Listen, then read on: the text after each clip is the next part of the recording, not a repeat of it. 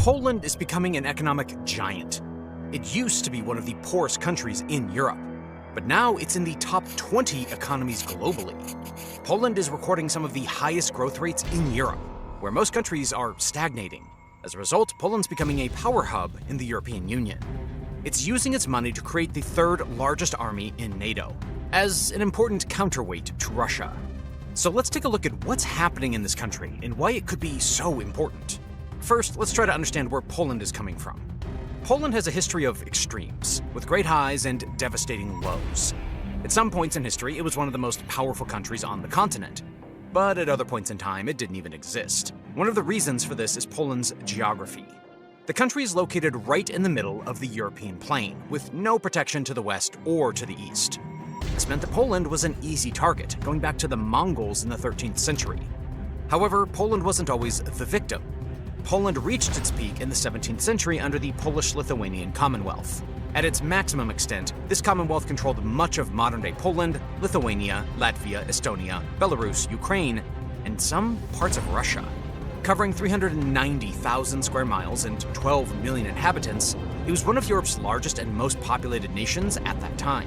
Economically, the Commonwealth was also relatively prosperous due to its strong agricultural and raw material exports. It was also called the breadbasket of Europe due to its grain exports, and it was also the leading timber exporter. This just goes to show what kind of potential Poland really has, which it holds to this day. However, this period of power and prosperity didn't last.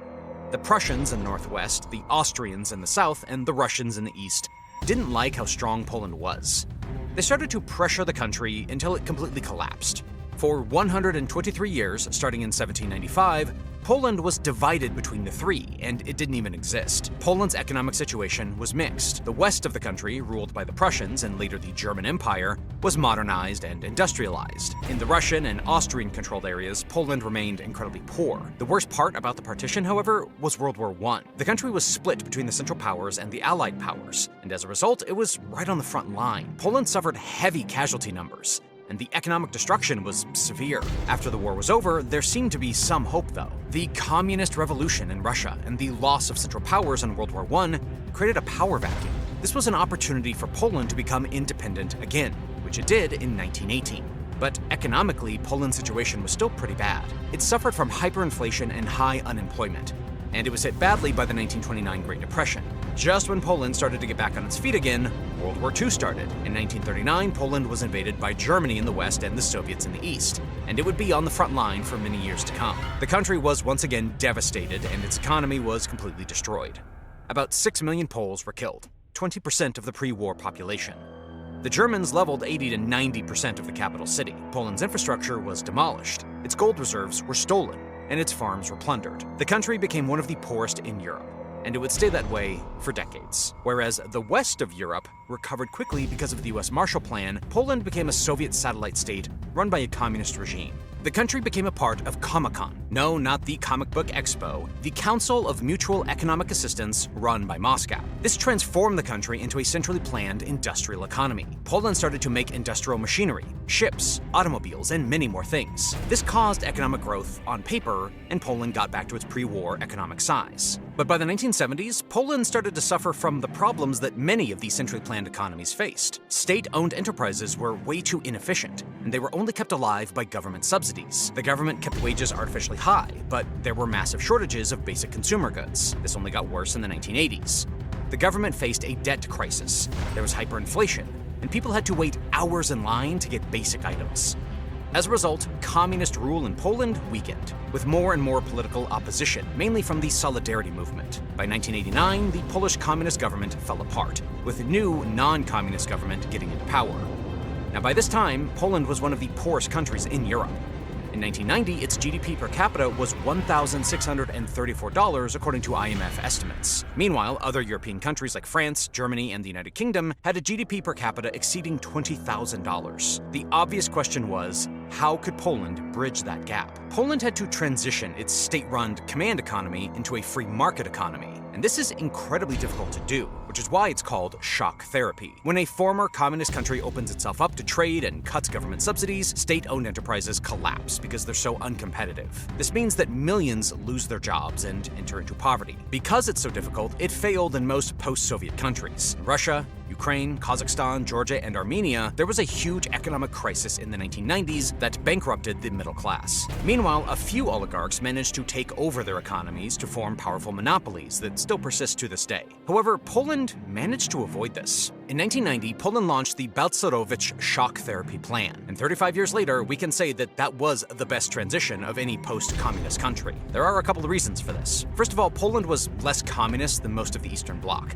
as most farmland was still privately owned. This meant that a big part of the economy could still run during the transition. Also, Poland avoided selling former state assets to a few oligarchs. The Polish government put many state assets in national investment funds, or NIFs. In total, these NIFs comprised more than 500 large and medium-sized corporations. These funds were listed on the newly established Warsaw Stock Exchange, and every citizen got vouchers to buy shares. Meanwhile, the private sector got all the room it needed to grow. Private businesses were allowed to compete, and subsidies for state-owned enterprises were frozen. By 2001, the private sector was already 70% of GDP. This quickly replaced the state-run sector and provided new jobs. On top of that, Poland received a ton of support from the West, unparalleled by any other post-communist country. The Paris Club, the London Club, the IMF, the World Bank, and the European Union stepped in to provide debt relief and economic assistance. They clearly wanted Poland to join the West, and they succeeded. Still, despite having a better-than-average transition, it wasn't without any struggles. Initially, Poland was hit by a deep recession as state industries collapsed. In 1990, the inflation rate peaked at 568%, and it would remain high for years. The unemployment rate peaked at 15% in 1994, and later, during a new economic crisis in 2002, it reached 20%, the top. Still, despite all these difficulties, Poland made a huge comeback after 2017. From 2017 to 2024, Poland's GDP has grown from $528 billion to $914 billion, a massive jump. And it's also worth looking at Poland's GDP in purchasing power parity terms. The cost of goods and services in Poland is lower than in the rest of Europe, so a dollar gets you more there. If you adjust for this difference, Poland's GDP has already reached $2 trillion. At purchasing power parity, Poland's GDP per capita is also quite high at $55,000. That's slightly ahead of Japan and very close to the major European economies. And most of this prosperity arrived in the last 8 or so years. There are a lot of reasons for this, and it's not just because of joining the EU. Clearly, some things set Poland apart from the rest of Europe, and it's one of the few countries that's been growing. One of those things is continuing growth in manufacturing. Poland's total manufacturing output has reached $136 billion in 2023, nearly 20% of its GDP. In many ways, it's copying the highly successful German model of manufacturing, which made Germany the third largest exporter globally. Poland now has a thriving automotive industry, with companies like Fiat, Volkswagen, and Toyota making parts and doing assembly there. Poland's also making more and more machinery and equipment, metal products, and chemicals. It's a leading exporter of household appliances and furniture. Most of Poland's manufactured goods go to the rest of Europe, making it a regional manufacturing hub. Its free access to the European market gives Poland an advantage over China, and its labor costs make it more competitive than Germany. Another thing that Poland exports to the rest of Europe are services, mostly tech and business services. IT and ICT alone make up 8% of Poland's GDP, with lots of developers, engineers, and data analysts. Poland has focused on strong STEM education in recent years, and it has paid off. It has become the perfect place for Western tech companies to outsource. It's a stable country with high-quality expertise and access to the EU, but still with way lower wages than its peers. That's why Google, Microsoft, and Amazon are all investing in the country to make it a European technology hub. It's not just tech, though. Poland is also doing work in accounting, HR, customer service, and many other things for the European market. About 2.3 million people in Poland are now employed in business services, and they're exporting more than $40 billion in 2024. This growth in manufacturing and business services is fueled by foreign companies, who are investing a ton into the country. Poland's the #1 destination in FDI in Central and Eastern Europe, and #6 in Europe in general. It's very impressive considering its size. Most of the investment is coming from other European countries, with the most investment from the Netherlands, Germany, and Luxembourg. It's part of the nearshoring trend, where companies want to produce goods and do services closer to their sales markets because of global uncertainty. For the US, most nearshoring goes to Mexico. But for the European Union, Poland is the best place to do this. Not only because of lower wages, but because Poland has a well-developed finance sector. Some of Poland's biggest companies are actually banks and investment firms, and they make it easy to invest in the country. Lots of this investment is actually going towards construction work, which is a big part of the Polish economy. Companies are building houses, office spaces, and industrial facilities. The government is also spending a lot of money on infrastructure, like roads, railways, and energy. In total, construction employs well over 1 million people in Poland. Next year, the construction sector is expected to exceed $110 billion, well over 10% of GDP. That's very outsized compared to other countries. YouTube just dropped a mind-boggling announcement. It is paying creators $64 million per day. Why? Well, because YouTube doesn't have enough creators. That is why you see videos on your homepage that have less than 1,000 views, like this one. Now, of course, that doesn't mean everyone should start a channel, but if you have ever wondered about starting a YouTube channel, or a faceless YouTube channel like this one, well, now's the perfect time. YouTube is paying creators millions every day, and it's pushing newer, smaller channels now more than ever. But I'm sure many of you have questions on how to get started and how to grow a channel. We get questions in our email all the time from some of you guys. So that's why we've decided to put all of our YouTube advice into one training bootcamp for the low price of completely free. So, if you're someone interested in starting your own YouTube channel, you can sign up for this bootcamp by clicking on the link in the description or on the screen. Sign up now because, unfortunately, unlike YouTube videos, the bootcamp is like a Zoom call, so it's limited to just 100 people. Okay, let's get back to the video.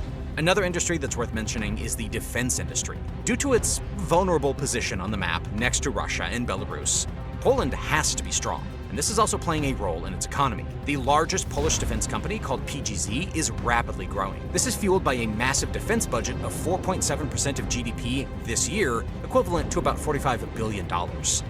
A lot of this is going towards buying new equipment from abroad, but eventually, Poland wants to be self-sufficient in key areas. Undoubtedly, it also wants to become a key arms exporter to the rest of Europe to grow its economy. Now, if we take a look at the future, the big question is, will Poland keep growing? In the near future, the expectation is that Poland continues to grow rapidly, and that the country will reach a GDP of $1.3 trillion by 2030. But under the surface, there are still problems. One of those problems is the extreme regional disparities that could seriously undermine political stability. The metropolitan area of Warsaw is the richest in the country, with a GDP per capita of more than $40,000. But the poorest areas of Poland have a GDP per capita of around $15,000. The growth that is happening in the country is also not divided equally, with the more prosperous areas growing faster than the poorer regions. It's so bad that people talk about Poland A and Poland B, mostly between big cities and the countryside, and the West and the East. And when people are living in different worlds, that's not a good sign. Another big source of headaches is Poland's growing national debt. Now, right now, Poland's debt to GDP is only at 54%, but it is climbing rapidly. Last year, the government deficit as a percentage of GDP reached 6.6%, driven mostly by the increasing defense budget. This is obviously not sustainable, and it will rapidly increase the debt level. By 2030, Poland's debt to GDP could already be at 70%. That's above the EU average. Interest payments could get out of hand, meaning that Poland is forced to slow down its government spending. And because government spending has been such a big factor in GDP growth, this also means economic growth could slow down. Another big bottleneck is Poland's demographic crisis. The country has the worst fertility rate in Europe, at just 1.1. That's only half of the replacement rate of 2.1. Last year, there were only 250,000 births in Poland, the lowest figure since the end of World War II. Its population declined for 6 years on end, losing 100,000 people in 2024. Poland's facing rapid aging and long-term population collapse. 10 years from now, Poland could already lose 2.1 million workers due to the demographic problems, about 12.6% of the current workforce. This could hurt Poland's GDP by 6 to 8%. If we look ahead even further, it could get way worse. By 2060, Poland's population could drop from 37 million now to just 27 million. And by the end of the century, Poland could have only 19 million people left. Now, it's hard to know what the effect on the economy is exactly because of things like automation, but it can't be good. Poland is going to have way too many old people that it has to support with pensions and healthcare. and it's not going to have a lot of workers and consumers compared to other countries. Because of these problems, Poland might very well stagnate when it reaches the development level of Western Europe. But even in that scenario, we shouldn't write Poland off as an irrelevant player on the world stage. It could have a very outsized influence in Europe, comparable to its blooming days in the 17th century. That's because Poland is still the ideal candidate to be a leader in Central and Eastern Europe. Countries like the Baltics, Czechia, Slovakia, Hungary, Romania, Bulgaria feel like they're squeezed in between the West and the East. But with its growing economic influence, Poland is taking a leading role to bring these countries together. In 2015, the Three Seas initiative was launched, connecting countries from the Baltic Sea to the Adriatic Sea and the Black Sea. It includes a host of members, with Ukraine and Moldova being partners. The goal is to cooperate more between the countries, especially economically. With the Via Carpathia, Eastern Europe is being connected via railway all the way from Lithuania to Greece. This close integration with Eastern Europe could be a huge opportunity for the Polish economy in the future. As Eastern Europe develops, Poland could shift its trade from the west to the east and escape some of the stagnation that's happening in Western Europe.